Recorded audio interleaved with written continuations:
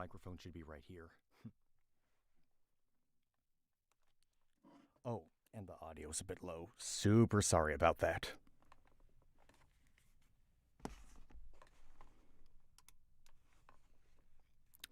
Okay,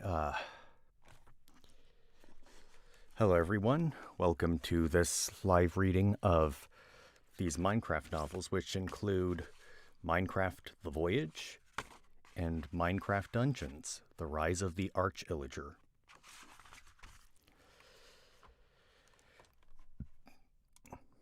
Sorry, I'm just checking back and forth, making sure the connection is good and everything.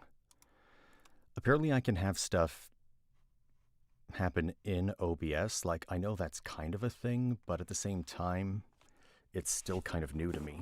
Whoa, that was weird. I took off the dust covers so that there wouldn't be any distractions, or like I wouldn't rip up the dust jackets or whatever, because that'd be bad if that happened. But here, I'll be right back. I need to use the restroom.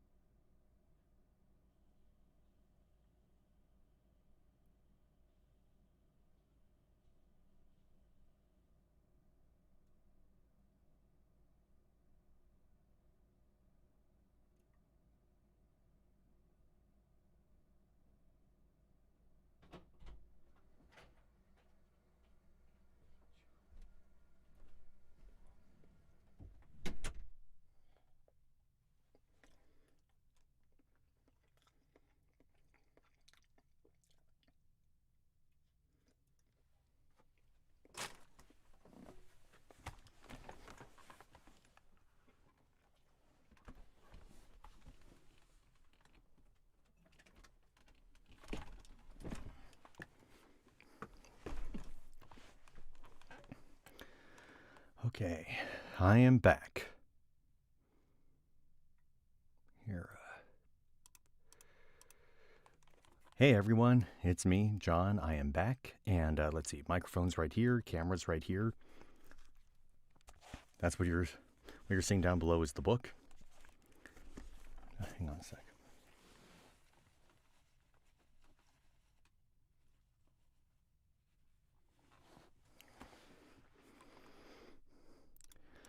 Oh, hey, the Killer Pro.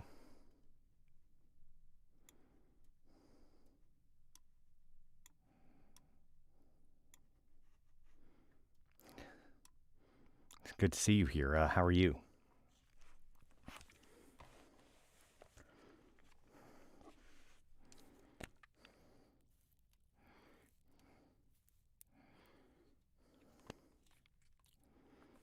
All right. Pardon me, I'm just trying to figure something out, so just bear with me. Whoa, hey.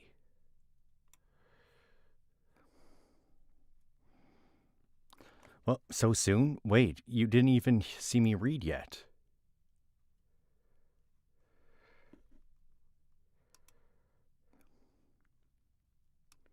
Too bad.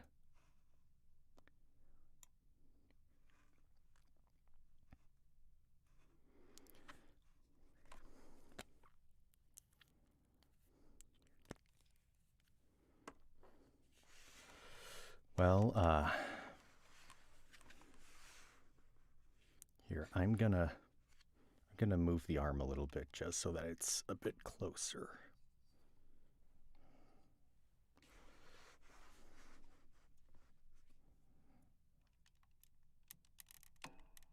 Just bear with me for a second. Gotta make sure that it's focused as well. And I need this book to balance this book.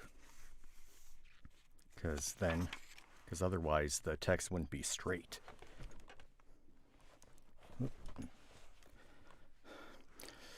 Yeah. You know, despite doing streams for like a year or so, I haven't really improved all that much, mostly because I've been focused on other things. But I plan to step up my streaming game at some point. It's just life I gotta deal with, you know what I mean?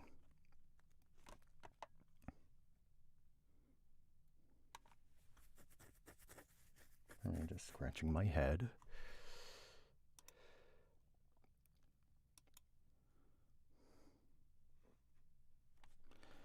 So anyway, here it is. Chapter 1, The House by the Sea, of Stack Stonecutter and his 3 faithful companions. Hang on. Just move that aside.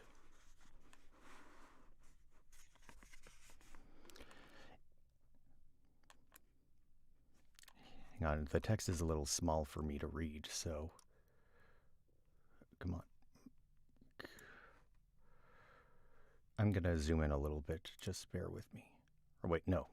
Wrong webcam. Come on. There we go.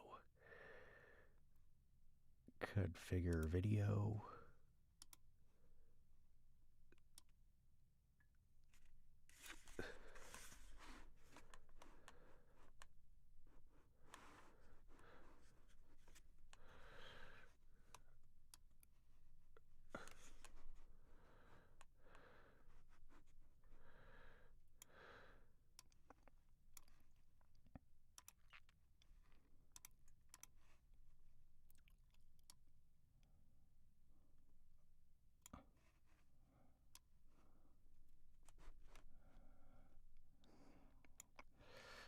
Almost there.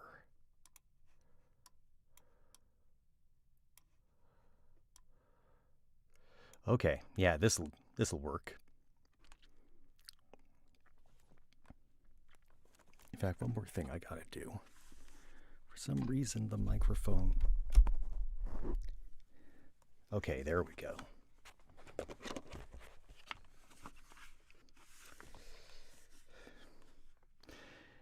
In a house by the sea, there lived a young man. In a few minutes, I'll tell you about the young man, who, after all, is the hero of the story. But first, you ought to know something about the house, because it's important to our tale as well. The house wasn't a place. You probably wouldn't even call it a mansion. But it was big, and most people who saw it thought it was beautiful. It was built out of black and white speckled diorite, pink granite, and glass. The diorite and the granite had been carefully polished, so the first rays of morning sun made the house seem to glow, like it was lit from within.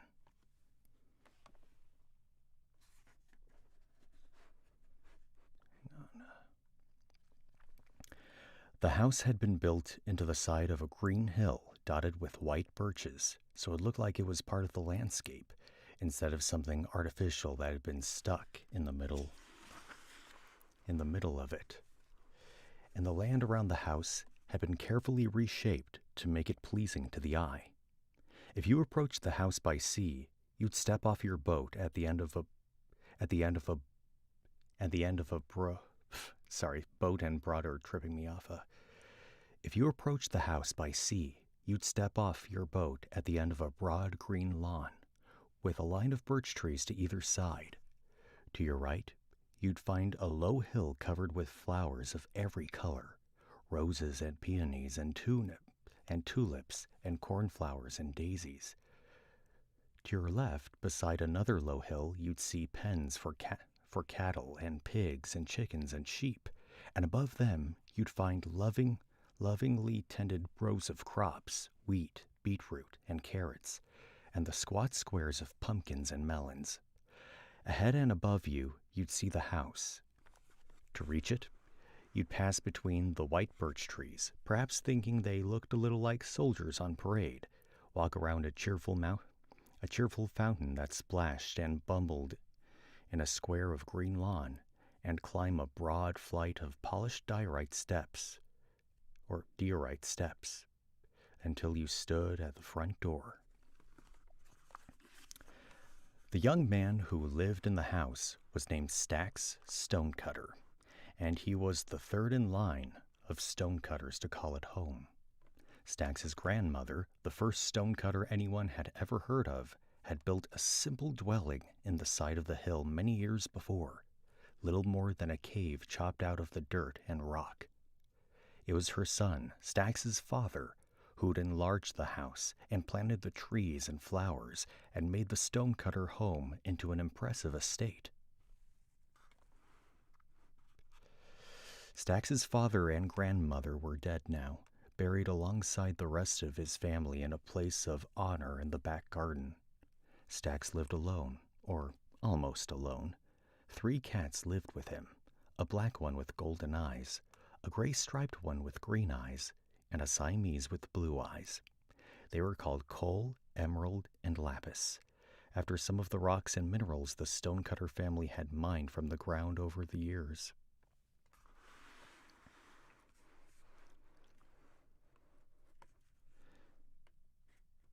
Stax loved Coal, Emerald, and Lapis, and considered them company enough for a happy life. In recent years, he'd begun to talk with them, even though they never offered answers beyond swishes of the tail, purrs, or the occasional meow. Visitors to the Stonecutter estate had grown used to coming across Stax somewhere on the grounds, planting flowers or pruning tree limbs while chatting companionably with one or more of the cats, who more often than not would be asleep in the sun.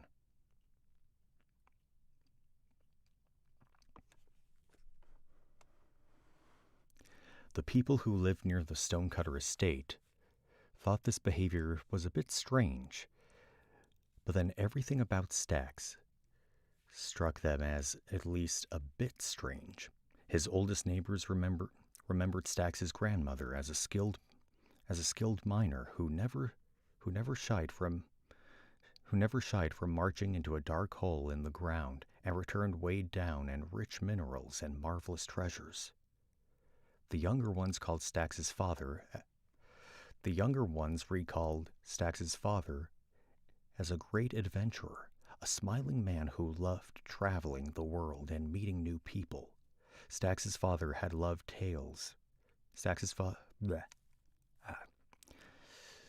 father had loved tales, and he was pretty good at telling his own stories, and at convincing people he'd just met they'd be happier if they brought the stone that the stonecutters had mined and cut into polished blocks. All the neighbors, regardless of how old they were, agreed that Stax was nothing like his grandmother or his father.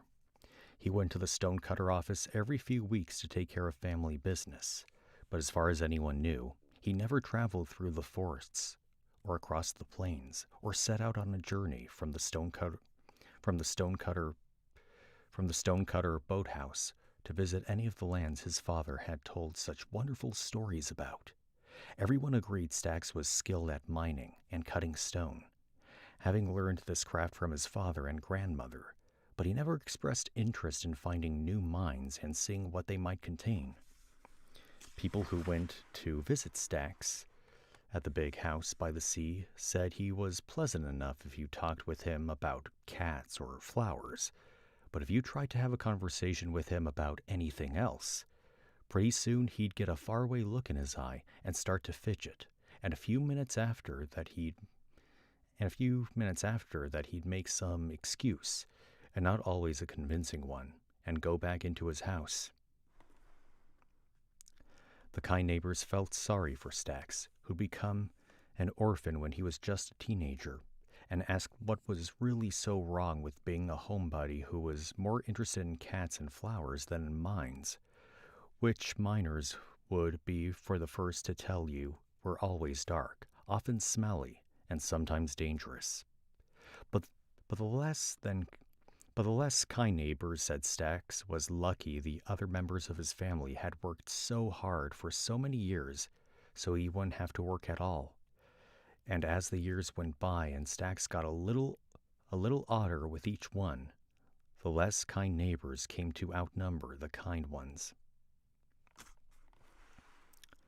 Now, there's no way for me to know how old you are. Now, there's no way for me to... I think I gotta loosen up my muscles or something.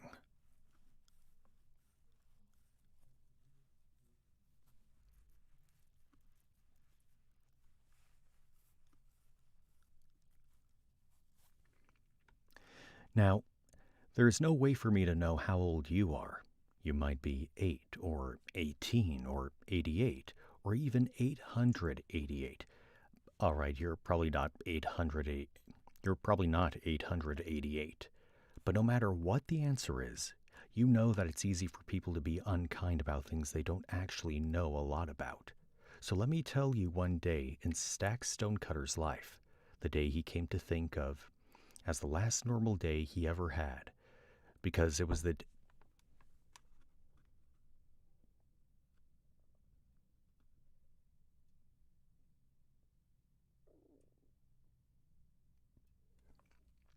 Sorry, I thought I heard something. So let me tell you about one day in Stax Stonecutter's life, the day he came to think of it as the last normal day he ever had, because it was the day before everything began to go so terribly wrong. Maybe if you know about that day and what came after it, you'll be able to make up your own mind. So this is clearly being told from a third-person perspective, yet instead of just some kind of a regular narrator, just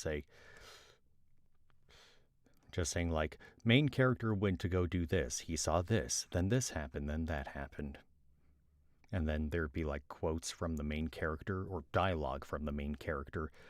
But this almost seems like someone is actually telling a story about someone to the audience, if that makes any kind of sense.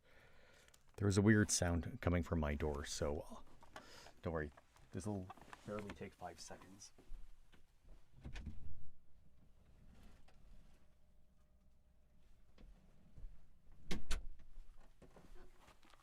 Pink drink.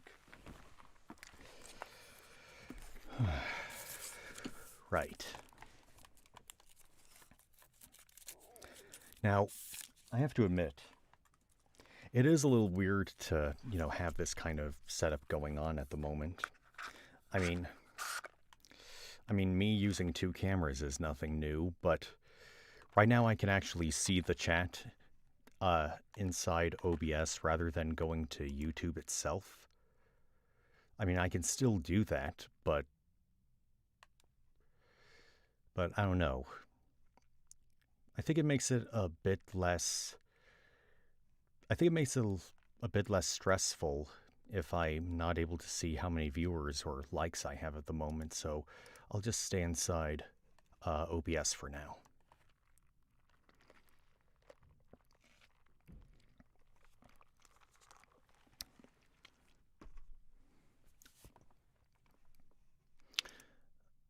Yeah, it's public. Cool. Yeah, I'm surprised those are things that they don't really say. Anyway. let us continue.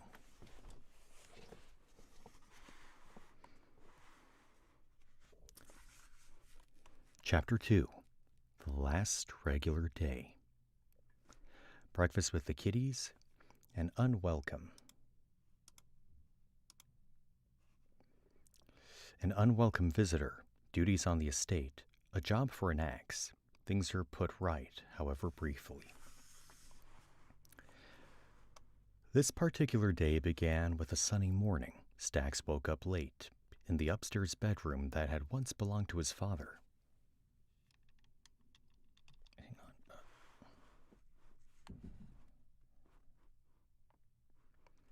Belonged to his father, the one whose floor-to-ceiling windows were shielded from the morning sun by the bulk of the hill behind the back garden.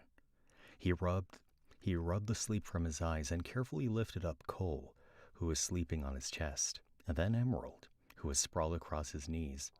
Neither cat woke up when set gently down amid the rumpled sheets, though Emerald gave a big yawn and stretched himself into a long, contented, furry bow. Stax looked for Lapis and found the Siamese was already awake, sitting at the foot of Stax's bed and giving herself a bath. "Good morning, kitties," Stax said cheerfully, which earned him a purr from Lapis and a twitch of Cole's ear. Still sleepy, Stax put on his robe and stretched, one hand ruffling his tousled hair.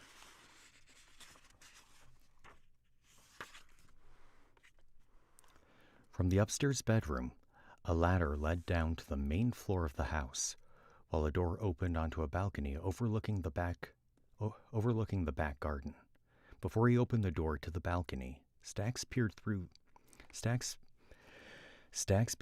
the windows in case a zombie or spider might be lurking nearby. But he wasn't very worried.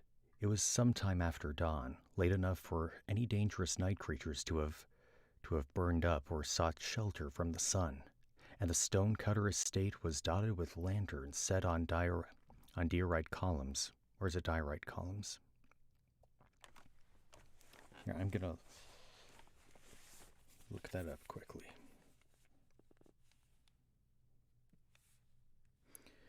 Minecraft diorite.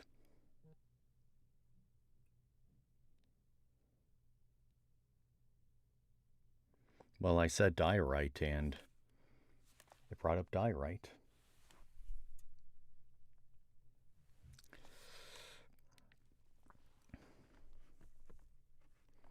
So I'm going to say diorite.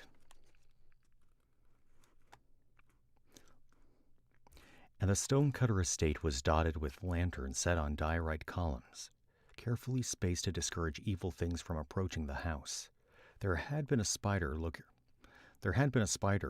above the balcony one morning, one of the big ones that had a cluster of red eyes and was covered with black bristles.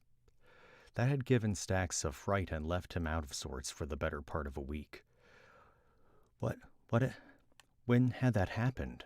Last summer, Stax thought, though he wasn't entirely sure that it hadn't been the summer before that.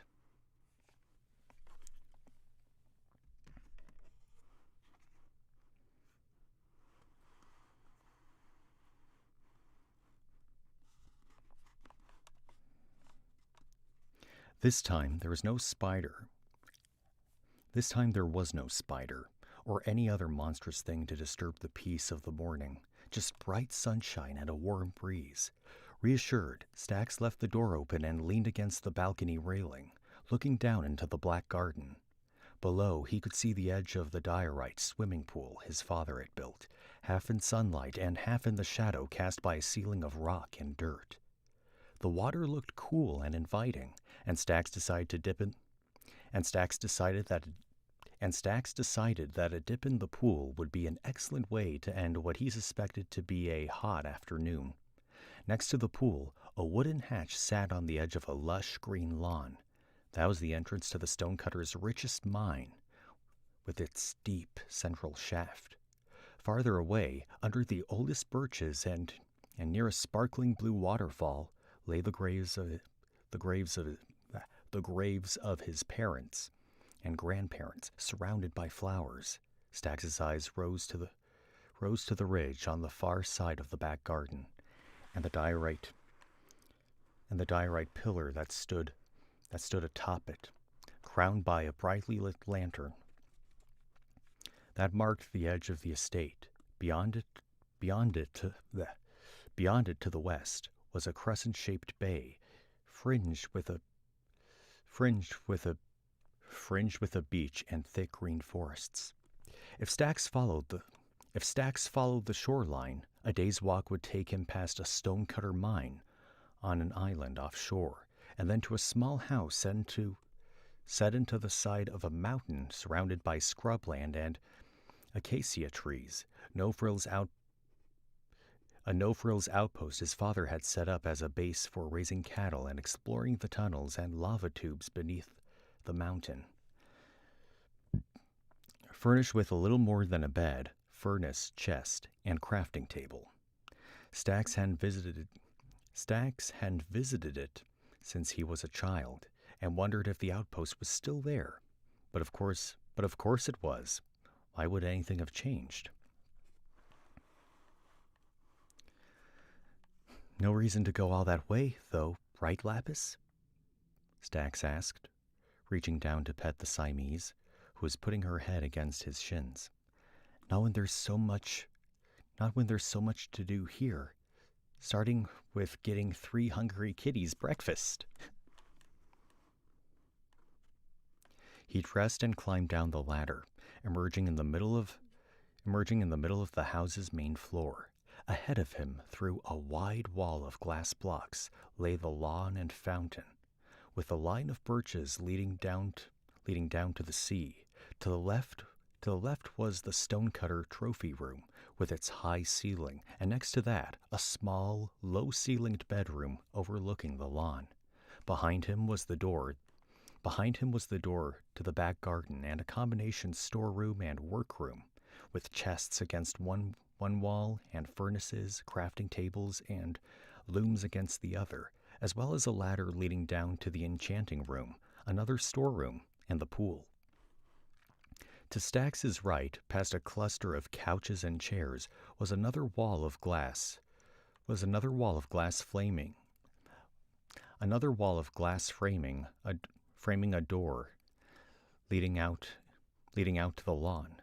Stax could just see the roof of the boathouse, tucked snugly against the hill and the sheep pen.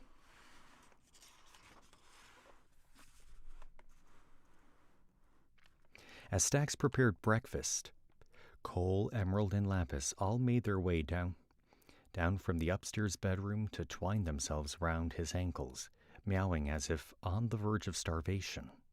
He prepared fish for them, sliced off a chunk of bread for himself, slathered it with honey, and ate it while inspecting the east lawn, then the south lawn, and then the back garden.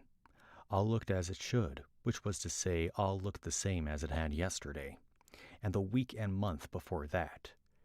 Except, kitties, that isn't right, said Stax. He put the half-eaten chunk of bread down on a table in the back hall, below the frames, holding a stone pickaxe and sword, and climbed up the ladder to the bedroom. Then he made his way out onto the balcony and stared out at the ridge. Birches crowned the top of the ridge, sprouted from the terraced slope. Terraced slopes, and left much of the back garden in cool shadow. That was what Stax's father had wanted. He liked the birches' white trunks and narrows, blade-like dark green leaves, and it pointed out to Stax how their white bark marked with black whorls mimicked the diorite walls of the house, making the back garden and the lawn feel like a continuation of the Stonecutter home rather than something separate from it. But now Stax saw clearly what he thought he'd glimpsed downstairs. There was a different shade of green peeking out among the birch leaves atop the ridge, and below it, a hint of dark wood.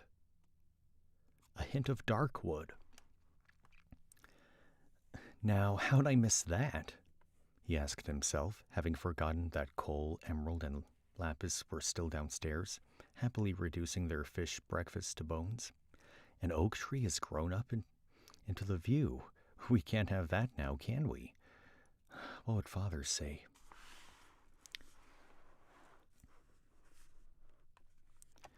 Stack stood on the balcony for some time, first considering the oak tree, and then carefully scanning the ridge and the hills around the back garden, in case some other invader had escaped his attention.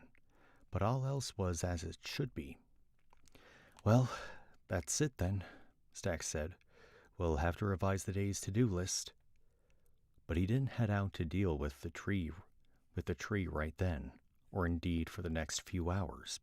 Instead, he wandered the shore of the estate, taking a moment to peer out at the icebergs in the distance, and whacked away at stray tufts of long grass. He wondered if the flowers on the low hill would be more attractive if he mixed in some lilacs for more color, or perhaps he should reshape the hill completely, making it symmetrical and creating terraces for planting.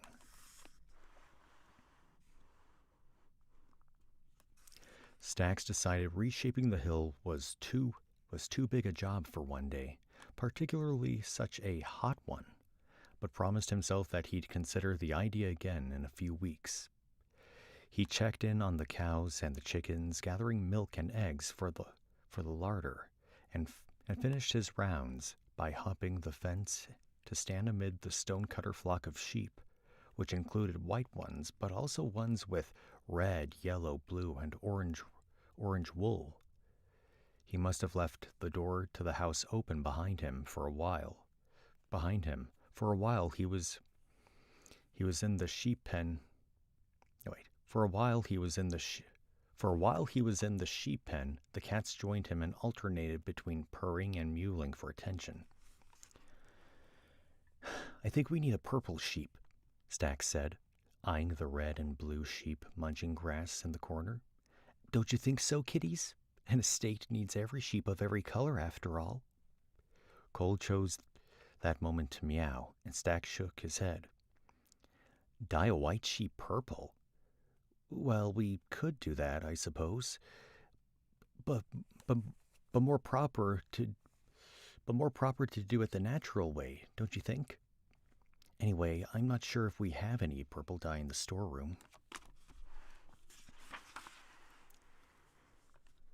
The more Stax thought about it, the more he was sure he was correct, and they had no purple dye. He knew he could find the recipe for purple dye in one of his father's books, in the enchanting room down by the pool. That reminded him of a swim, which seemed like a pleasant activity to break up a hot afternoon.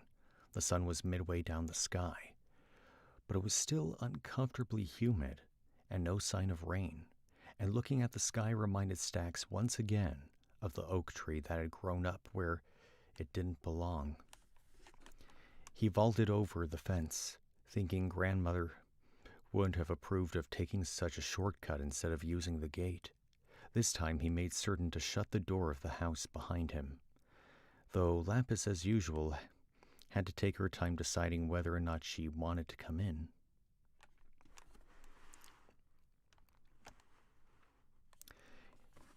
It was nice and cool in the storeroom, and Stax's resolve wavered as he mopped his brow. The oak tree will only be a tiny bit taller tomorrow, he told Emerald, who had curled up on the furnace and looked ready for another nap. The gray-striped cat closed his eyes contentedly, yawned, and began licking between his toes. Oh, I suppose you're right, Stax said. Hard work today means leisure tomorrow. Wonder where I heard that. Certainly not something father or grandmother would have said. Hard work today, more hard work tomorrow. That sounds more like them, now doesn't it?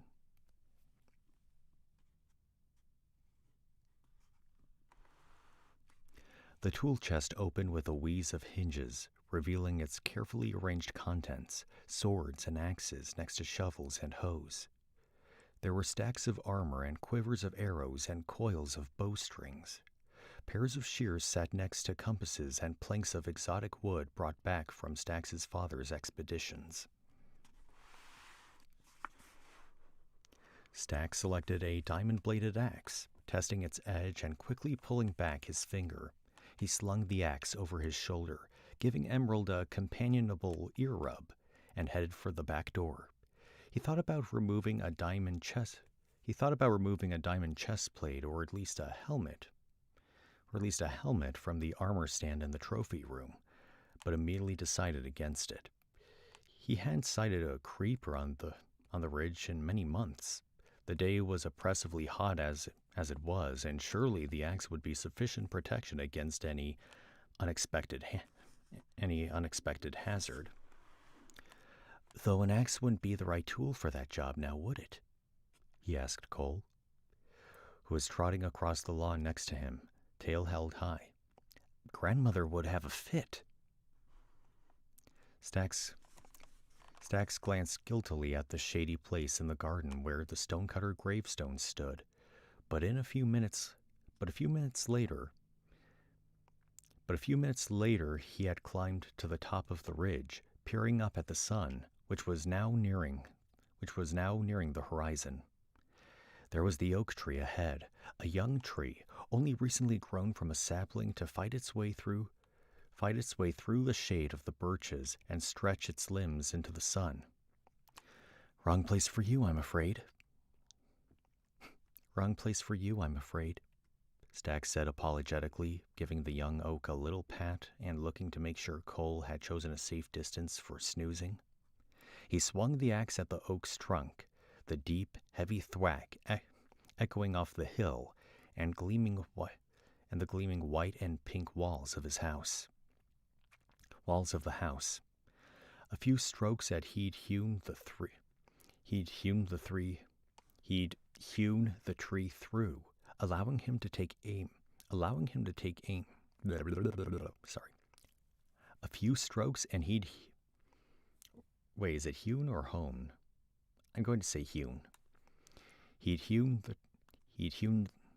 the tree through, allowing him to take aim at its limbs and leaves until he was standing on the stump, sweating freely now, surrounded by leaf litter and debris.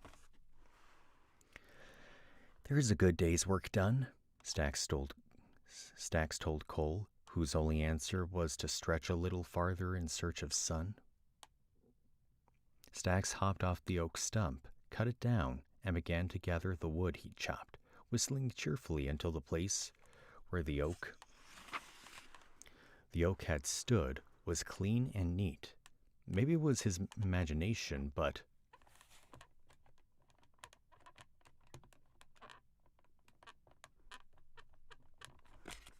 Sorry, I'm just noticing my chair makes weird noises.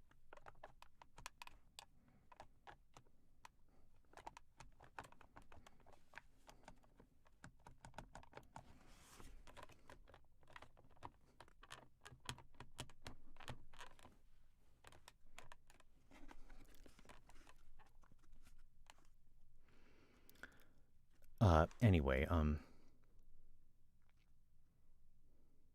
maybe it was his imagination, but Stax thought he could already see the grass growing over the bare patch on the ground. The sun was now touching the distant hills to the west, and its light left the placid surface of the sea dappled with pink and orange. The shadows had crept across the back garden toward the cheerful lights of the house. I guess we'll make it an evening swim then, said Stax, holstering his axe. Before his swim, he fed the cats, added the oak to the house's supply of timber, and returned the diamond axe to its proper place in the storeroom. He thought about taking one of his father's swords with him out to the pool, but decided against it. The back garden was well lit, and in the unlikely event of trouble, the door to the enchanting room was just a quick dash away. And so, Stax snoozed idly in the pool, his elbows up on the polished diorite, while the cats played in the garden and the stars wheeled overhead. And as he predicted, no trouble found him. It was the last night he'd be able to say that.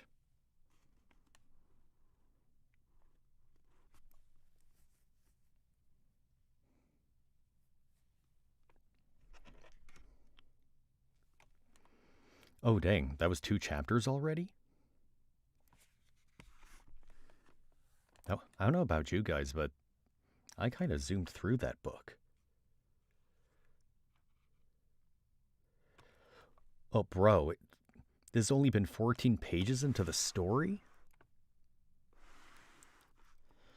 I'm starting to think this book was definitely designed for a more younger audience, including but not limited to kids. Because I can't remember the last time I read a book where 2 chapters equaled 14 pages. Usually a chapter, like a single chapter, that only has like 1 page. 14 pages, that's usually the amount 1 chapter has. But this is 2.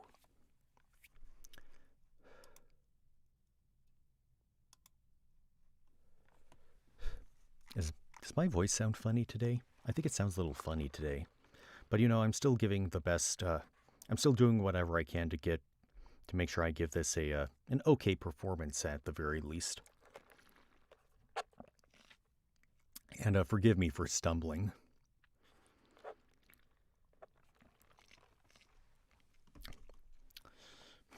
It's kind of funny. I want to be a voiceover artist, but I still think I need more practice. And don't get me wrong, I've taken classes and all that, but I also got to make it part of my daily routine, I guess. And what's great about doing these read-throughs is that it's a great exercise on my vocal cords, my acting skills, performance skills, my enunciation. I mean, I hesitate to say that I should do this every day.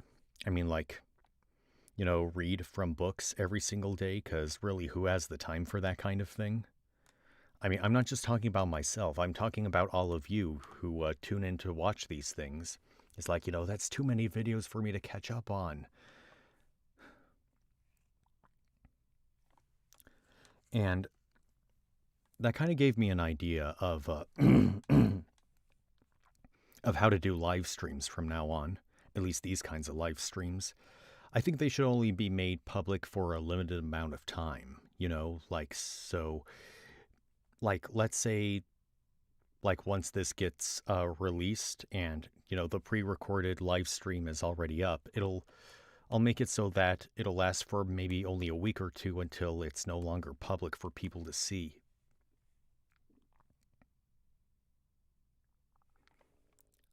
It is picking up audio, right? Okay, cool, it is.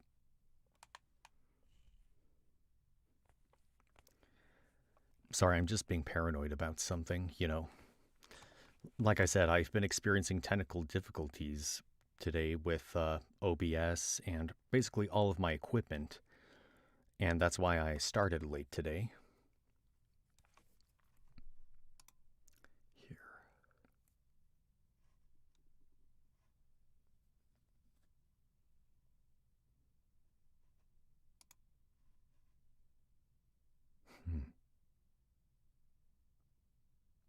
Sorry, my mind just wandered off to somewhere.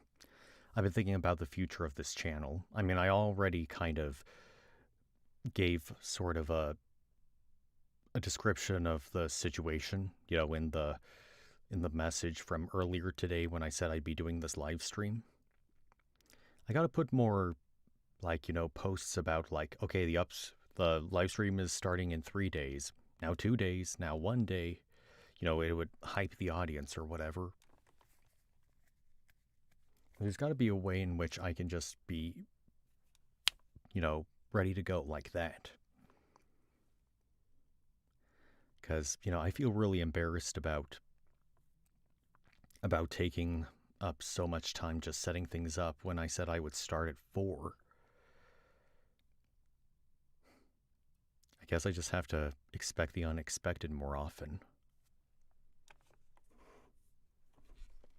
I want to bore anyone with the details as to why the stuff was why I was having technical difficulties with my equipment and OBS.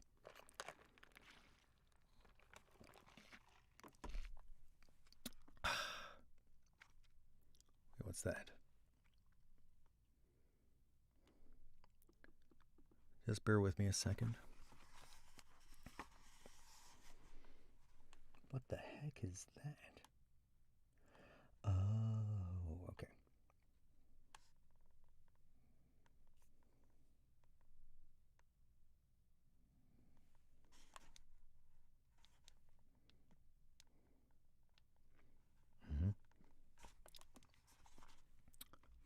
Right.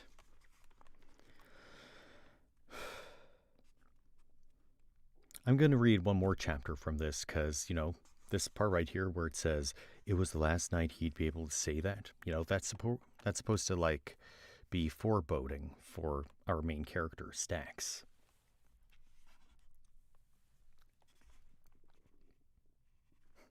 Stax.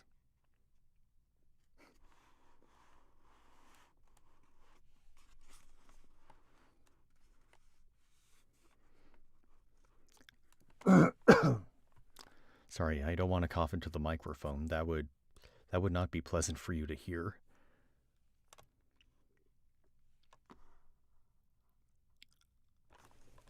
Let me just straighten myself out. Oh, cool. I actually look a bit taller now, don't I? Oh, and I should probably have, probably should put some chapstick on my lips. They're starting to feel a little dry.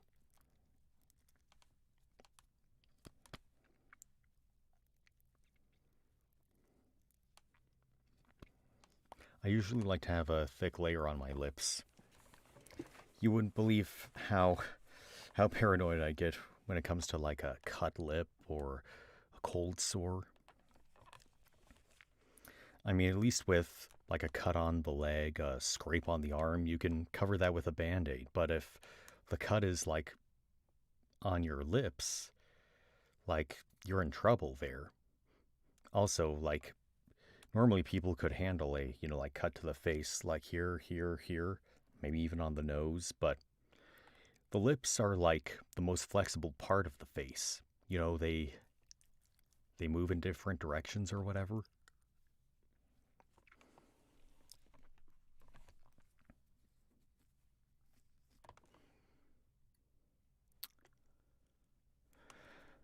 Oh, sorry, I really do have a lot on my mind. It feels kind of weird watching me process these thoughts. It seems very meta, you know what I mean? Oh, and if it wasn't obvious already, if you're watching this after the fact, after the stream is over, feel free to move forward. Like, press that fast forward button. I'd probably do the same. I still can't believe we're 49 minutes into this. But then again, like I said, it started a little late because I had technical difficulties. But anyway, another chapter. Chapter 3, The Visitor. An unexpected caller, a tour of the estate. Unwelcome questions are asked and reluctantly answered. Into the mine, a promise of more company. I find it a little strange how they put, like, things that I assume are going to happen in the chapter, like, right below the name of the chapter. It's like, okay, this thing is going to happen, then this thing is going to happen, and then this thing's going to happen. It's like, this is, like, I want to find this stuff out for myself.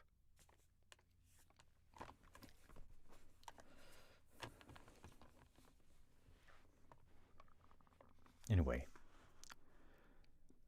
Stack should have known the visitor was trouble when he came to the wrong dock. Visitors who had business with Stax knew to land their boats at the end of the lawn, in the shallow cove Stax's father had carefully squared off for such arrivals. This let Stax see... Sorry, The book was caught for a second. Cable problem. Okay. Oh, yeah. Squared off for such arrivals. This let Stax see the visitors had arrived, but it also showed off the estate at its best. Before conducting business, visitors would walk between the lines of birches, past the fountain, and ascend the diorite stairs. Everyone arriving on business knew that, because of course they didn't come unannounced. They would go to the Stonecutter mining office first and speak with someone there, and that person would hurry off to the estate to tell Stax of the new arrival. That was the way it had been done in his father's time. It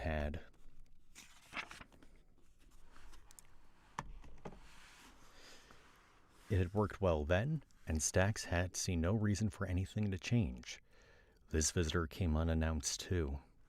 So it was that Stax was finishing breakfast in the house and explaining to Emerald that no, he couldn't have another cod when he spotted a boat. He couldn't have another cod when he spotted a boat made of dark wood approaching the southern shore.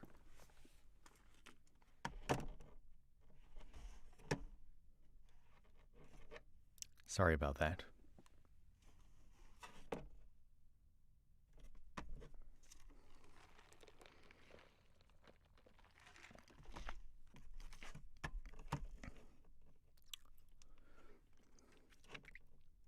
Oh, I just realized something else. An alarm is going to come off, but I can turn that off.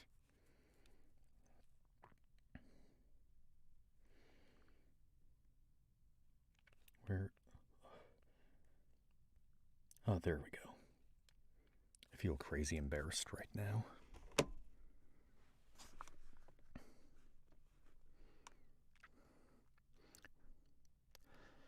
He couldn't have another cod when he spotted a boat made of dark wood approaching the southern shore. "What's this now, kiddies?" he asked. "What's this now, kiddies?" he asked, mildly annoyed, and looked across the lawn to see if another boat was arriving in the cove, where it belonged. But there was nothing there. "What's this?" Stax asked. Stax asked again. Stax asked again, as the boat neared their little family dock and the person inside shipped his oars. He was definitely going to land. "What a bother," said Stax, checking to see if his robe was clean and deciding it was clean enough. "What a bore."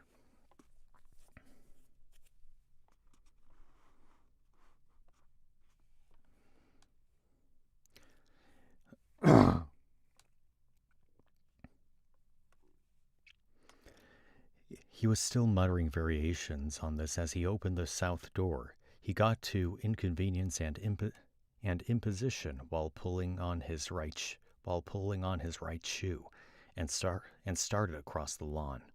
The sheep, not used to seeing him at that hour, offered bleats and baas of curiosity, or at least as close as sheep get to being curious about things. The hill fell away to the water on the south and west side of the sheep pen, and on the west side Stax's father had built a trim little boathouse of birch with a dock extending out into the water. It was Stax's favorite place on the estate, and on many mornings he and the cats liked to eat breakfast out on the dock, after which the cats and sometimes Stax would enjoy a brief snooze. Sandstone steps led down to the water from the south lawn, and as Stax strode down, the visitor stepped out of his boat and turned to face him. He was slim and not much older than Stax, with bright blue eyes that were always in motion, jumping from Stax to the boathouse to the larger house at the top of the hill. Something else struck Stax as odd. The visitor was wearing a suit of mismatched armor, a gold chestplate above diamond leggings and leather boots, and his clothes were a riot of clashing colors that looked like they didn't fit. Some of his garments were too small to the point of looking uncomfortably tight, while others were baggy and saggy. A diamond sword hung from his hip, but his belt was too big, and he kept hitching it up as he took in his surroundings. "Good morning," Stax said, remembering he should be polite before shooing the visitor away. I'm afraid I must have forgotten our appointment, Mr. Oh, we don't have an appointment, the man said with a smile that struck Stax as faintly mocking. Boring things, appointments. I go where I want, when I want. And now I'm here. That sounded fairly rude, and Stax didn't like it. His father probably would have turned it into a joke, but then his father loved visitors and meeting new people, and at some point while living alone, Stax had decided he wasn't fond of either, or rather, he hadn't quite decided that but had started acting as if he had, until they'd become one and the same thing. That can happen to people who spend too long with only themselves for company, and I am afraid it happened to Stax.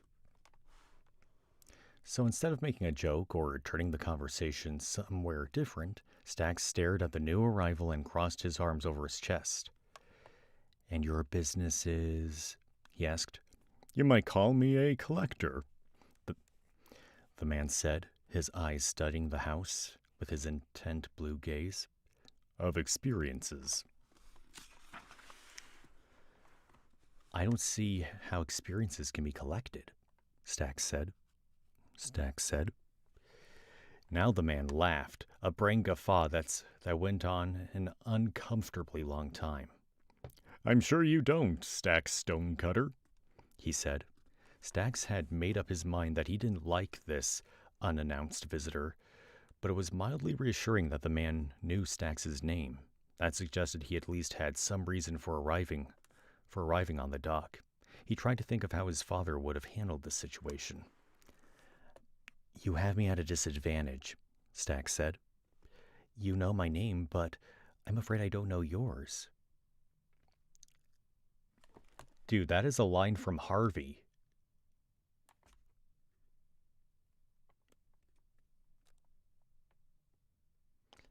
Like the Jimmy Stewart movie with the invisible rabbit. It makes more sense in context.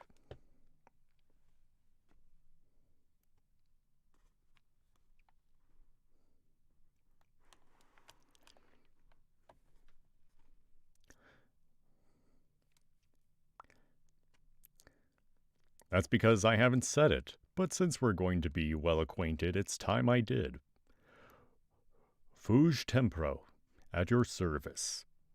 And Fuge Tempro gave Stax a low bow, then looked up with a grin that struck Stax as unsettlingly similar to the look a predator might give a particularly plump meal. And what did that mean that they were going to be well acquainted?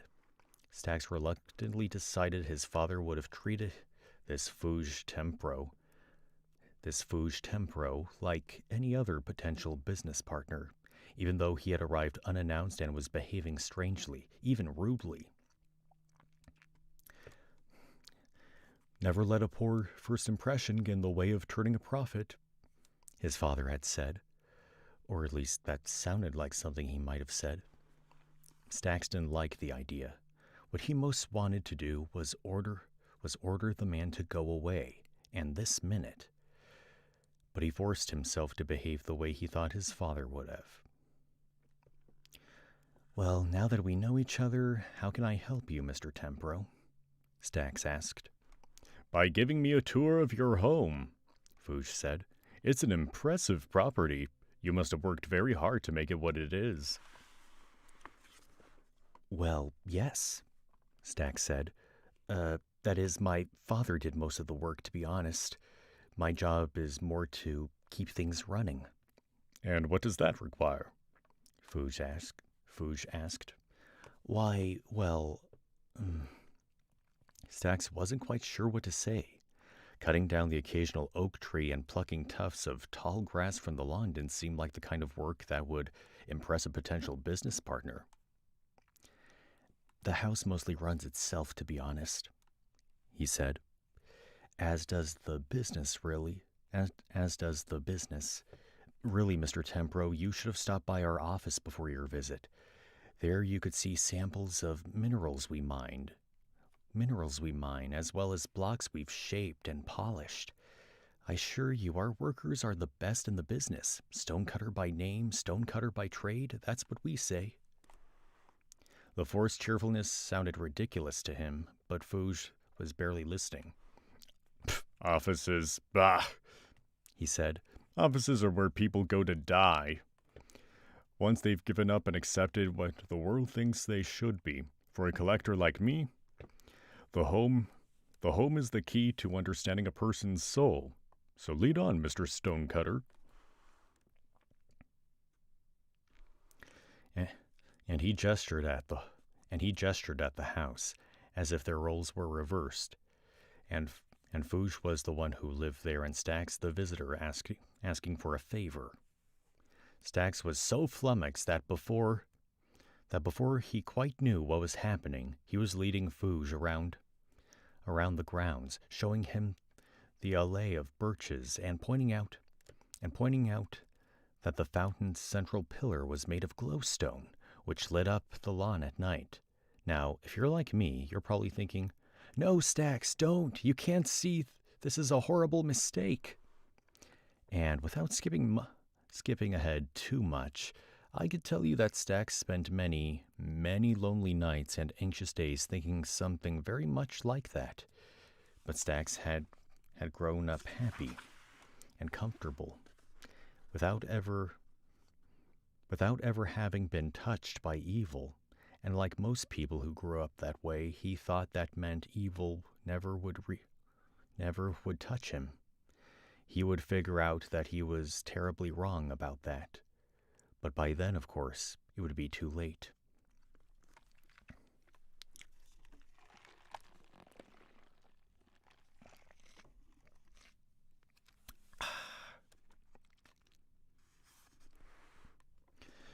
Fouge said little during the tour of the grounds, which made Stax wonder if he were bored. But being in his familiar surroundings made Stax feel more at ease, and slightly less irritated at having his peace interrupted. And anyway, he was genuinely proud of the estate. From its energetically squawking chickens and multi-hued sheep to the drifts of flowers that carpeted the terraced hills. Before too long, he was enjoying giving the tour, at least a little, and he opened the front door and invited Fouge inside. Cole, Lapis, and Emerald heard the door open and sauntered out of the bedroom, where they'd been sleeping in a puddle of sunshine. But all three cats stopped at the sight of Fouge Tempro, their tails suddenly held low. "Hello, kitties," Stax said brightly. "We have a visitor." One of the things about Stax that annoyed his neighbors and the workers at the Stonecutter office was how Stax seemed much more at ease talking with his cats than with other people. He was more cheerful with the cats, and somehow better at making conversation, even though, as far as the neighbors knew, the cats had never held up their end of the bargain. This time, however, the cats' opinions were clear. Cole hissed at Fouge, her black tail swollen into a bottle brush. "Now, Cole, mind your manners," Stax began, but before he could finish, all three cats shot off in different directions, making themselves scarce. "Huh," Stax said, scratching his head. I don't know what got into them."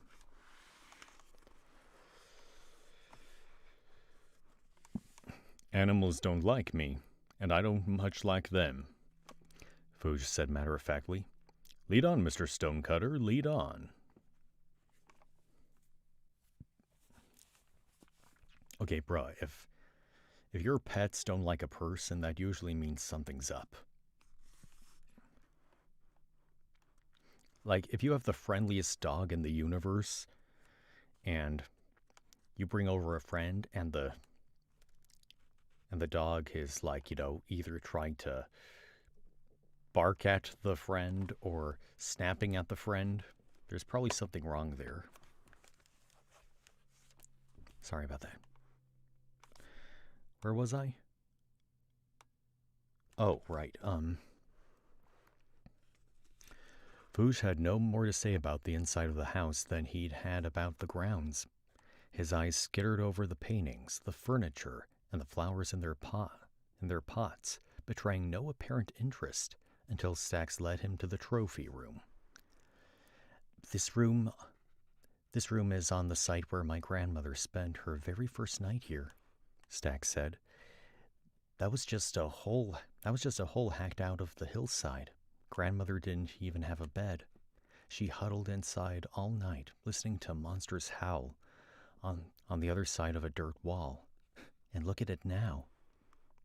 Stax looked proudly around the room at the polished diorite and granite walls, the gleaming suits of armor that had belonged to his grandmother and father, the framed blocks of precious metals that symbolized the Stonecutter's good fortune, and the massive map that covered an entire wall. You should have left the hidey hole as it was, Foosh said, as a reminder. Oh, I don't need a reminder, Stax said. That's what this room is all about. It's certainly impressive, Foosh said, and walking up to the map and craning his neck to see it better, his eyes tracing the blue squiggles of rivers through the green swathes, the green swaths of forest and jungle. But what are all these flags I see on the map? Outposts of the family business, Stax said. Some are houses, none as impressive as this one, mind you. Others are little more than a hollowed-out space with a bed, furnace, and a crafting table. My father created a network of them for his business dealings.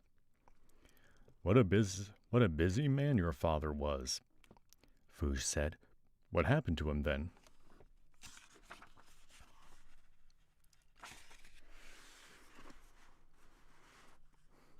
He died a few years ago, Stax said. His boat was lost on a trip back from our southern operations, just a month after grandmother's death, and my mother passed away when I was a boy, so it's just me. Hard to be alone in the world, with no one to watch out for you, Foosh said. I miss them every day, Stax said. But I can take care of myself. Can you then? Foosh asked. But he wasn't even looking at Stax.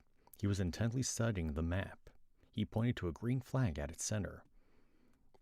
We're here, are we not? That's right. That's the Stonecutter Peninsula. Home.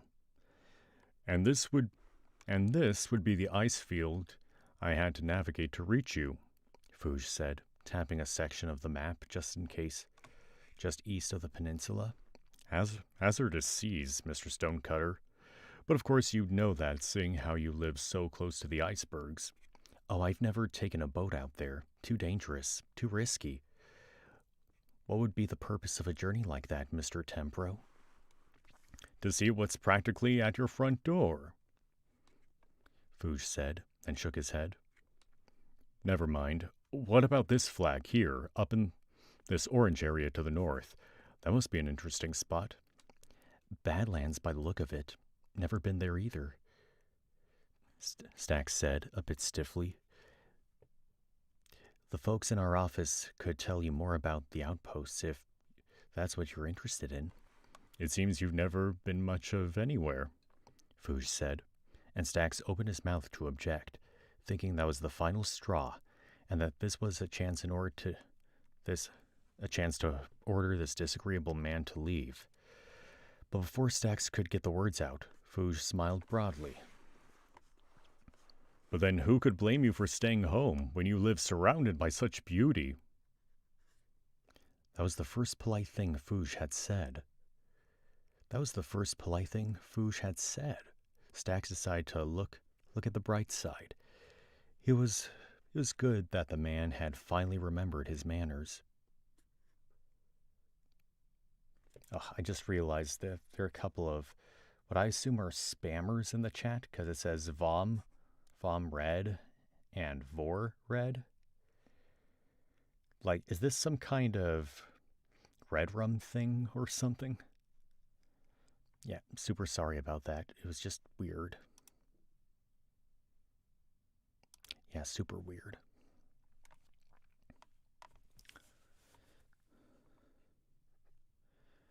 It was good that the man had finally remembered his manners.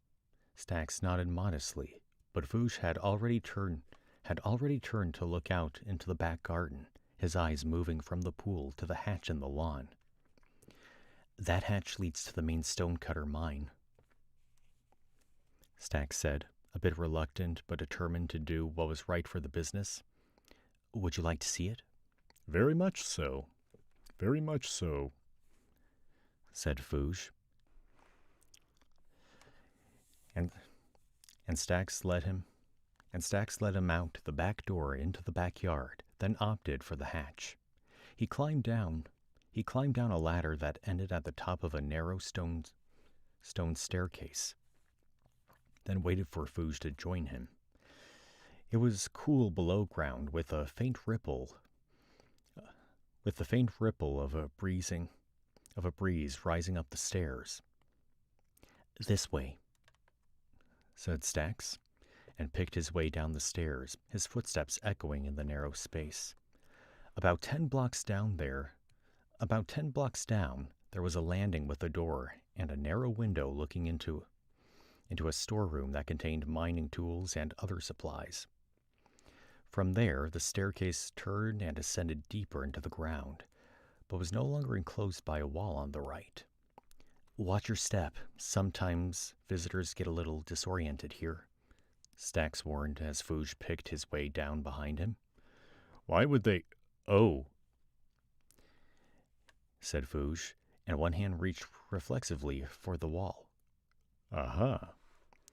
Below them, a vast shaft plunged into the depths.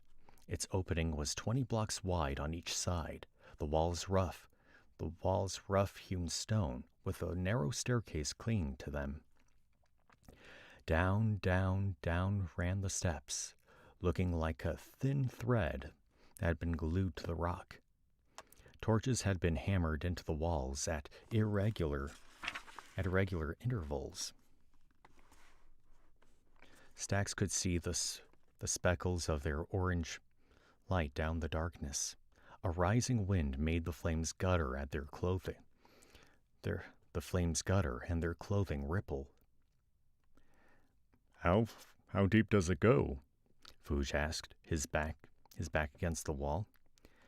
All the way to bedrock, as deep as you can mine, Stax said, then pointed up at the roof. And that's the bottom of the pool, believe it or not. That would make me nervous sitting over so much nothing, said Fouge. Oh no, it's very safe, Stax said, taking a nonchalant step over to the edge of the staircase and peering down into the depths. Shouldn't you be careful, Mr. Stonecutter? You might make a bad step. I'm used to it, Stax said. This is my backyard, remember? I spent my teenage years down here, learning the family trade, figuring out the best levels to mine, how to avoid lava and water, techniques for finding the richest veins. Those sort of things. I'd be nervous someone might give me a push, Fouge said, and Stax's heart jumped at the realization that he'd turned his back on his strange visitor. He took a hasty step down, out of Fouge's reach, but looked up to see the man still had his back pressed against the wall. Stax told himself he was being ridiculous. The man was rude and strange, but that didn't make him a criminal, let alone a murderer. A stonecutter can't be afraid of heights, Mr. Tempro, Stax said, or enclosed spaces for that matter. I could imagine, Fouge said, taking a cautious peek below them. So, this is where the vast stonecutter wealth comes from. Oh, I wouldn't call our wealth vast. We have a lot of mines beside this one, Stax said. But yes, this was the first one.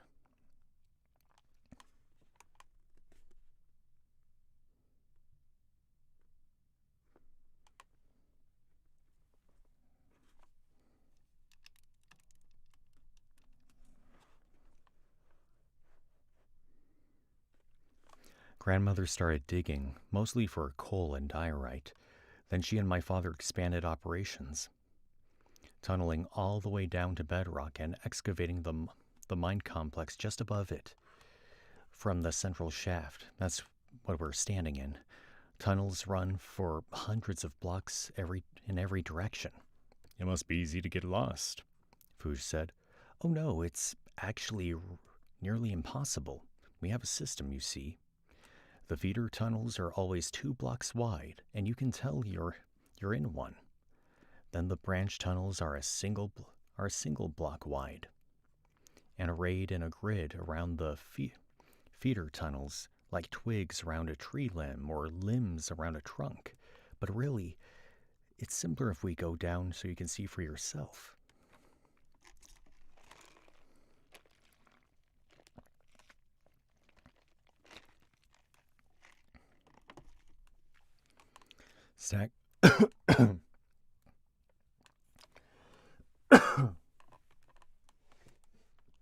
Stax beckoned to his guest, and for a moment Fuge did look out and down at the line of stairs snaking its way ever lower around the edges down the shaft. But then he paled and retreated to the relative safety of the wall. Surely you should bring a weapon if we go down too far, Fuge said. In Grandmother's mine? Stax asked. Oh no, I've never carried one, not when I learned to mine back in the day, and not on inspections now. And no armor either. All that weight would just be a burden, and climbing these stairs is tiring enough.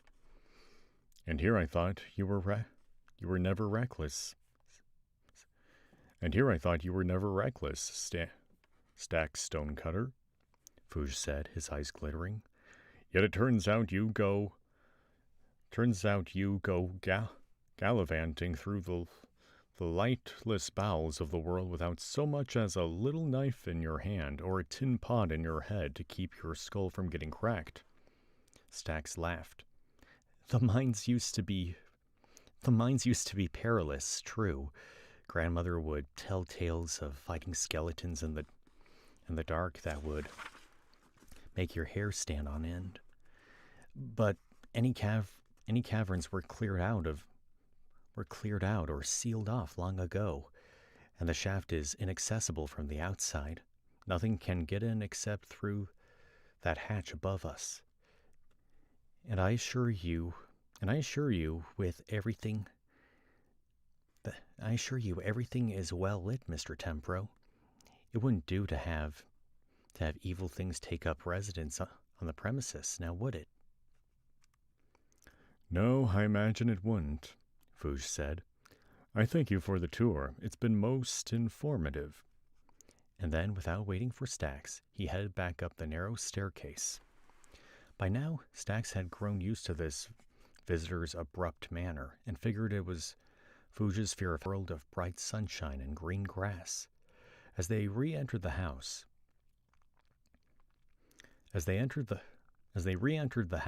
Fuge seemed lost in thought, but his eyes settled on the well-worn stone pickaxe and blunt stone sword in their frames.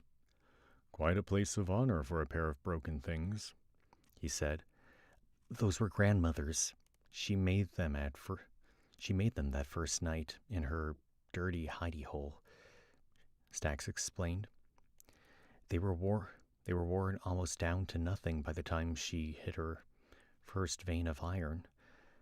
But Grandmother never threw anything away. Father put them there to remind us where we'd come from. Ah, Fuge said, and ran a pale finger over the pitted edge of the blade. I'm sure that seems odd. I'm sure that seems odd to you, Stax said.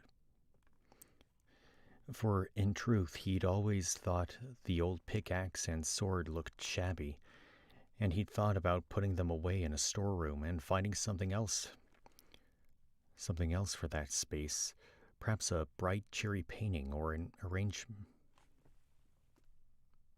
of flowers. Oh, I misread something. I'm sure that seems odd to you, Stax said. For in truth, he'd always thought the old pickaxe and sword looked shabby, and he thought about putting them away in a storeroom and finding something else for that space. Perhaps a bright, cheery painting or an arrangement of flowers. It doesn't seem odd to me at all, Fouge said. In fact, I'd call them the most valuable items in the house. I can't wait for my associates to get a look at them. Associates? Asked Stax, who was very much looking forward to being rid of Fouge. Oh yes, I've worked with them for years. Very capable fellows, Fouge said, striding toward the living room. They're tough in a fight and loyal because I pay them to be. I thought I'd bring them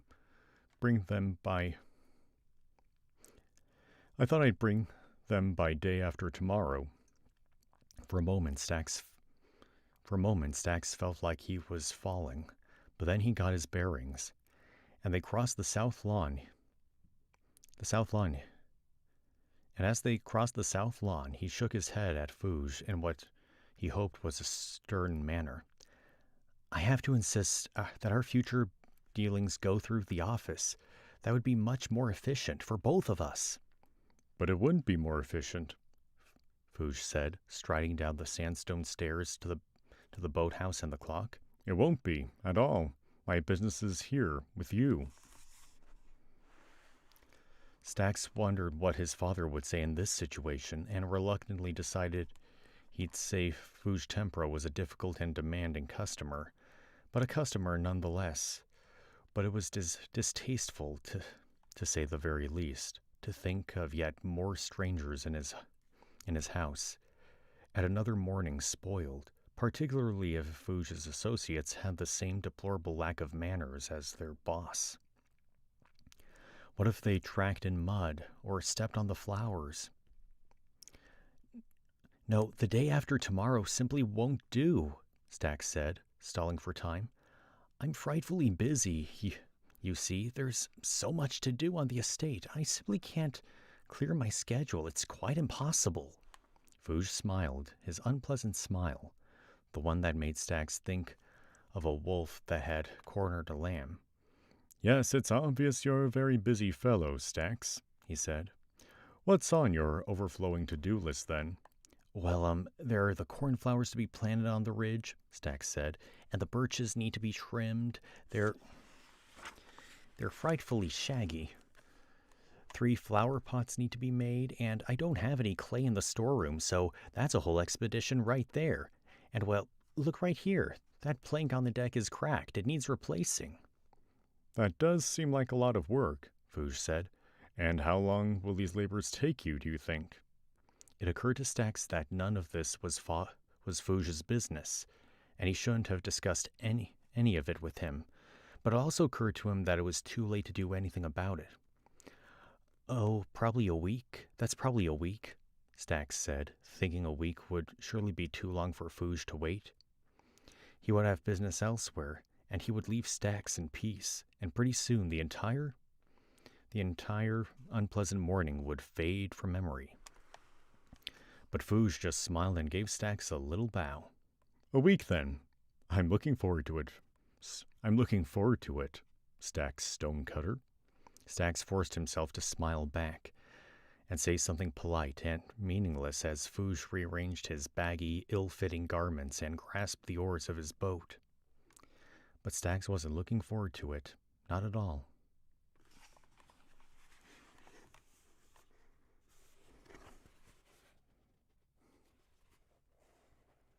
Hang on, I'm looking for a bookmark.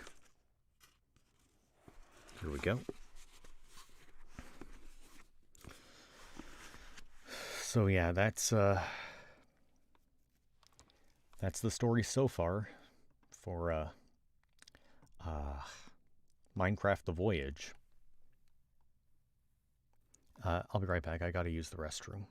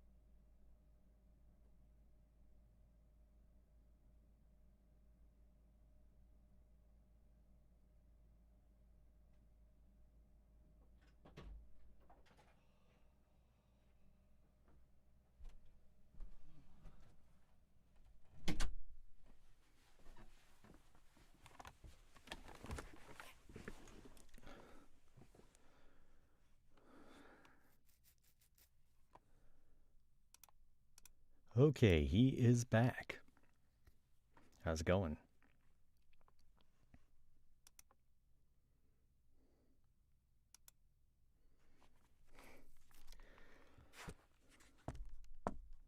Sorry that I felt something weird. So yeah, I think I'm gonna read a chapter or two from our next book, which is Minecraft Dungeons: The Rise of the Archillager.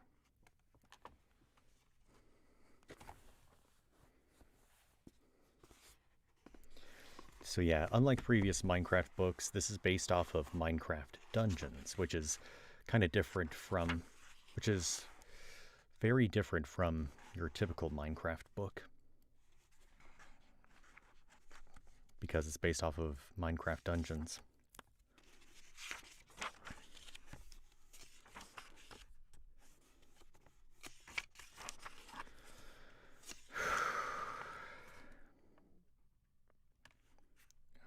Whoa,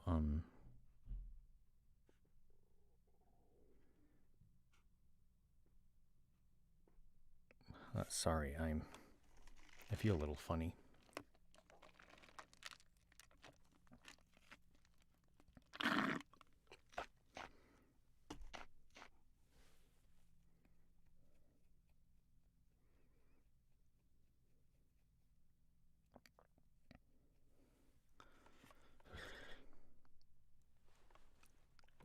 Oh, maybe that's the problem.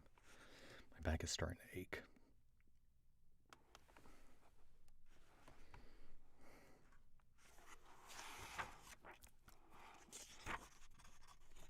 I just need to check something.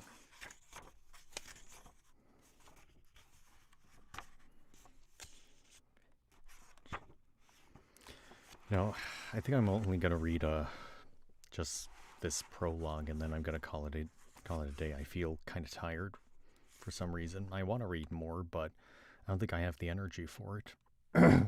So I apologize.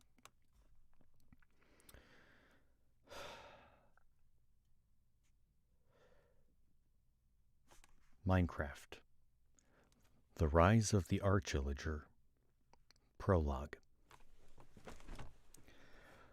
Carl wasn't sure why a bunch of undead mobs had decided to attack the raiding party of Illagers who'd been roaming through the lands outside of the village he'd adopted. But he didn't question his good fortune. He'd been spoiling for a fight all week. Now on this otherwise dreary and rainy day, he finally had one on his hands. A smarter hero might have found a comfortable place to sit. Any clear stretch of grass or even a convenient tree stump would do, and might have watched the entire battle unfold in the clearing below the hill on which he stood. It would have been easy to just let the two sides fight it out, wasting all their energy on each other. In the end, there might only have been a few foes left over to take care of, or maybe just to run off. But Carl was a man of action, a hero in his own mind, if not in the minds of others. So help him, the fight looked like fun, and he wasn't about to let those fools down there have all of it. Bellowing a loud, wordless battle cry, Carl drew his jagged iron sword and charged down into the fray. A wide and reckless grin creased his face. The undead mobs were too focused on their current foes to notice the screaming hero racing toward them, but the Illagers spotted him and began to break off from the fight. Carl cackled with delight at their reaction. Clearly his reputation as a mighty warrior had preceded him. He could understand why the Illagers would flee before him. They had lives they valued. The undead, who weren't burdened with such treasures, continued to ignore him, though. They chased after the Illagers instead. Carl knew it wasn't terribly fair to attack foes from behind, but he never worried about such things. After all, the undead were mobs, right? And there were so many of them, it only seemed wise. He waded into the skeletons and the zombies, swinging at them from behind. Thwack, a whack, whack. He mowed them down like fresh grass, his blade singing a metallic song of death. "Death to the undead!" he shouted as he struck again and again. If he stopped to think about it, which he wouldn't, those words wouldn't make any sense. But he didn't care. The undead weren't about to correct him. Carl smacked a nearby skeleton, knocking it into a pile of bones with a single swing of his sword. He stopped to shade his eyes from the rain and watched as its bleached skull arched high over the fleeing Illagers and landed in front of them. They skidded to a halt before it, horrified at what its sudden appearance might mean for them. Carl threw back his head to laugh at their reaction. But when he was through, he saw that the remaining skeletons and zombies had finally figured out he was the bigger threat and had turned on him. The skeletons spread out to flank him already, peppering him with arrows from their bows. Meanwhile, the pack of zombies lunged toward him, filling the air with their wordless groans. Carl's smile grew even wider. "Bring it on!" he shouted as he plunged into the crowd of zombies and slung his blade back and forth, smashing down foes with every strike. There were downsides to being a hero. It was a lonely job in a strange land where you couldn't make a bit of sense out of the social language. You wound up saving the place over and over, and no one ever bothered to say thank you. The only people who really got him were the other heroes, and they didn't always want to have much to do with him either. But Carl didn't care about any of that.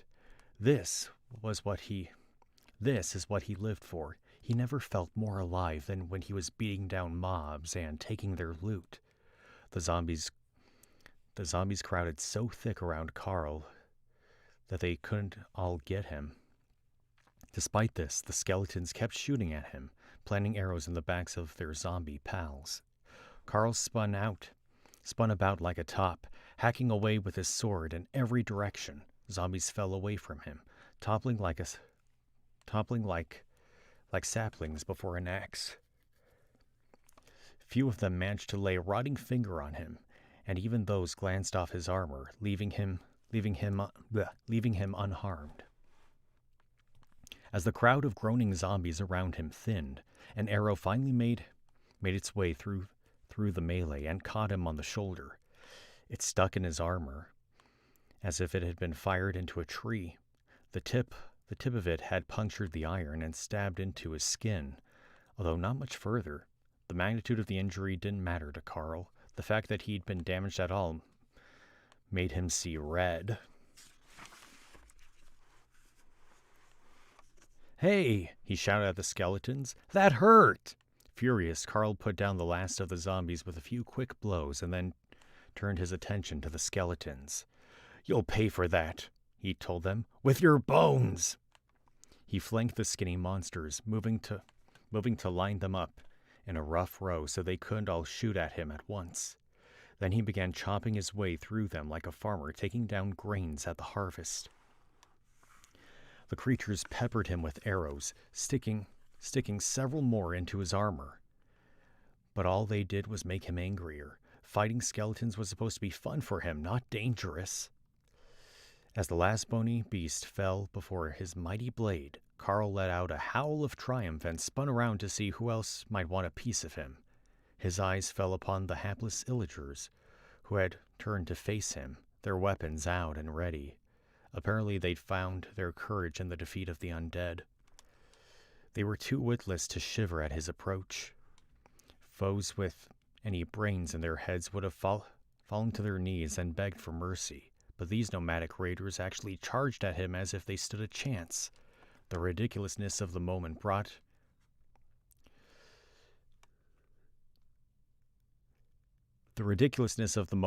a laugh to Carl's lips once again. The anger he'd felt at the skeletons faded away, and he roared with delight as he threw himself and his sword against the oncoming Illagers. Before he could reach them, though, one of the Illagers, a particularly short one with a massive one, raced forward, spun about, and shouted something at his compatriots. He seemed to be pleading with them to show some sense, something that Carl had long decided wasn't worth bothering with when it came to such people. "They won't listen," Carl said to the little Illager, even though he knew no one could understand him. "They never do." Out of morbid curiosity, he held up and let the tiny guy speak. If the imp wanted to keep his buddies from trying to take off Carl's head, well, he wasn't going to stop him. But he wasn't going to lower his sword either. The little guy gibbered along in his barbaric language, begging the others to see reason, to be swayed by the power of logic, emotion, and words. Carl marveled at it the way he would have if he spotted a two-headed pig roaming around the village. Amazing, but really beside the point. It didn't matter how crazy it looked. It wasn't going to make a difference. In the end, he was still going to whack it with a sword. Probably. The other Illagers listened to the little guy for a moment, but they steamed at him, clearly unhappy with whatever he was blathering about. The little guy's voice rose almost to a squeak as he reduced himself to what Carl could only interpret as actual begging. It ended when the Illager standing right in front of the little guy reached out and smacked him on the side of the head with the flat of his sword. That put a sudden end to the squeaking, and the little guy toppled right over, senseless before he hit the ground. Before the bigger Illager could even call for an attack, Carl took him out with a sharp snap of his blade. He recognized a fight starting when he saw one, and he wasn't going to get caught flat-footed. "It's on!" he shouted at the Illagers as he barreled into them, knocking them over like bowling pins. "It's on!" Over the course of the next few minutes, Carl systematically took down each and every one of the Illagers. Some of them fought well. Most of them didn't. Some of them tried to flee. He didn't let them. In his experience, if he allowed them to get away, they'd only come back to bother him later, or torch the village, or annoy him in some way. The only way to make sure that didn't happen was to get rid of them for good. He might have felt bad about it, but they were the ones who attacked him. Even after he'd saved them from all those undead mobs. Not once an ounce of gratitude from any of you, he said as he surveyed the tattered battlefield and the utter absence of anyone to stand against him. "So that's what you get." A high-pitched groan sounded from across the field, and Carl perked up his ears and squinted around to see if he could detect where it had come from. It stumped him at first, but after a moment, he spotted an Illager stirring on the far side of the field. He said, as he strolled over to check the one survivor. "I thought I got them all." When he reached the softly groaning Illager, he realized his mistake. This one was smaller than the rest. "Ah," Carl said as he recognized the Illager who tried to talk some sense into the others. "This little guy with the big mouth."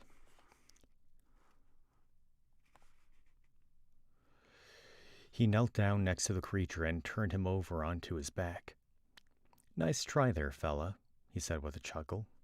"I mean, it was worthless, but I respect the effort." The sawed-off Illagers gazed up at him with dismay and then tried to retreat. Since he was already on the ground, all he could do was worm away on his butt, right up until he bumped into a tree stump behind him.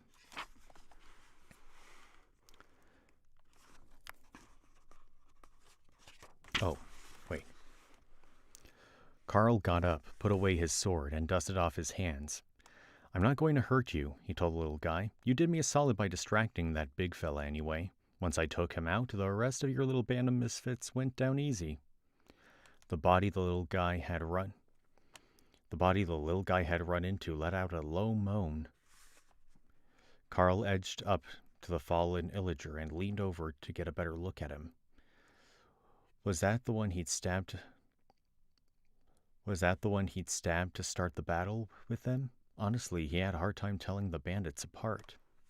That's all right, he told the little guy, who goggled at him with fear-struck eyes. He doesn't look like much of a threat to anyone at the moment. Carl backed off a few steps and smirked down at the little guy. Neither do you. He was feeling magnanimous at the moment. All he wanted to do was keep the mobs away from the village, and he'd managed that. Mopping up the last injured Illagers just didn't seem worth the bother. An idea struck Carl then, something that would make him seem clever rather than lazy, at least in his own estimation. Tell you what, he said to the little guy, as the other Illagers seemed too miserable to manage to listen. This is your lucky day. I'm going to let you and your groaning pal there go. You know why? The little guy couldn't possibly have understood Carl's words, but maybe he got the gist of them from his tone. Either way, he shook his big-nosed head in terror at just the right time. Carl flashed a wide smile. Because you're going to go back to whatever you rotten, scummy Illagers call a home, and you're going to tell the rest of your kind not to come around here anymore. This village is under my protection. You get that?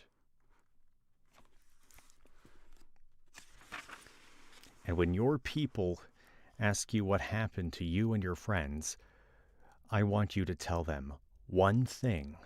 Carl held up his index finger to emphasize this particular point. One thing, right? The little guy gaped at him while he tried to parse what to do. Maybe he gave up, or maybe he finally got it. In any case, he nodded so hard in agreement it looked like his head might fall off. Tell them my name, Carl pointed at himself. Tell them, Carl.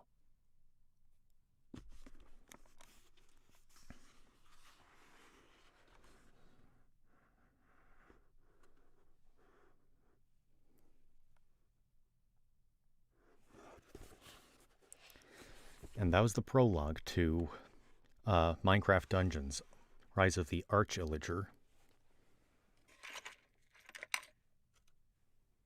Yeah, I'm just looking for a bookmark. What is this? Oh, okay. Okay, so I'm calling this stream. Thank you so much for watching. I have other live streams and videos for you to check out on my channel, so feel free. Okay? See you all later. Bye.